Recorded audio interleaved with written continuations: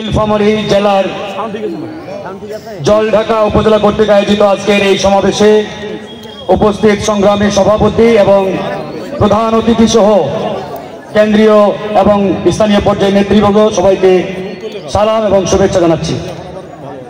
অনেকেই একটা কথা বারবার বলে যে আমাদের এই অঞ্চল তথা উত্তরবঙ্গ অবহেলিত, বারবার বলে না, কিন্তু আসলে এটা সত্য নয়। আমাদের এই উত্তরবঙ্গ তথা উত্তরাঞ্চল কখনোই অবহেলিত কিংবা নির্যাতিত ছিল না। বিগত 54 বছরে এই অঞ্চলকে যারা শাসনের নামে শোষণ করেছে তারাই মূলত আমাদের এই উত্তরবঙ্গকে অবহেলিত করে রেখেছে। তারা এই অঞ্চলের কল্যাণে তেমন কোনো ভূমিকা রাখতে পারে নাই।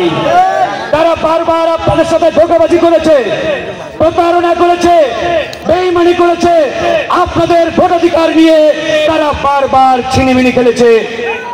আর আমাদেরকে আজকে বলতে হচ্ছে আমাদের নীলফামারী, কুড়িগ্রাম, লালমনিরহাট, রংপুর অবহেলিত এলাকা। কিসের অবহেলিত? এই অঞ্চল সোনার খনিতে পরিপূর্ণ, সোনার খনিতে ভরপুর, কিন্তু আমরা এই সোনার খনিতে কাজে লাগাতে ব্যর্থ হয়েছি। এই 54 বছরে যে সকল নেতারা এই অঞ্চলে নেতৃত্ব দিয়েছে তারা ভোটের আগে লম্বা পাঞ্জাবি আর মাথায় টুপি দিয়ে এসে আপনাদের দাঁড়ে দাঁড়ে হাজির হয় আর বলে, ভাই ভোটটা এবার দেন, আপনাদের আর কাজ করা লাগবে না। বলে না, একবার ভোট হয়ে গেলে হারিকেন দিয়েও 5 বছর ওই নেতাকে খুঁজে পাওয়া যায় না। এরকম নেতা দিয়ে অঞ্চল তো দূরে থাক, এই বাংলাদেশের কোনো পরিবর্তন আসবে না বন্ধুগণ। তাই আজকে জনগণের ডিমান্ড, জনগণের আকাঙ্ক্ষা, নতুন নেতৃত্বের মাধ্যমে এই বাংলাদেশকে নেতৃত্ব দিতে হবে। আর সেই নতুন নেতৃত্বের আহ্বান নিয়েই আমরা গণ অধিকার পরিষদ আজকের এই জলঢাকা উপজেলায় হাজির হয়েছি।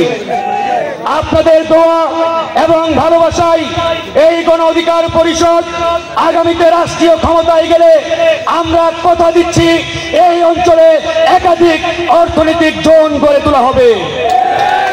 এদেশের মানুষের, বিশেষ করে উত্তরবঙ্গের মানুষের জীবন মান উন্নয়নে এই অঞ্চলে আমরা একাধিক কর্মসংস্থানের গড়ে তোলার উদ্দেশ্যে বিভিন্ন ফ্যাক্টরি, কলকারখানা গড়ে তোলার লক্ষ্যে আমাদের নির্বাচন ইশতেহারে আলাদা কয়েকটি দফা থাকবে।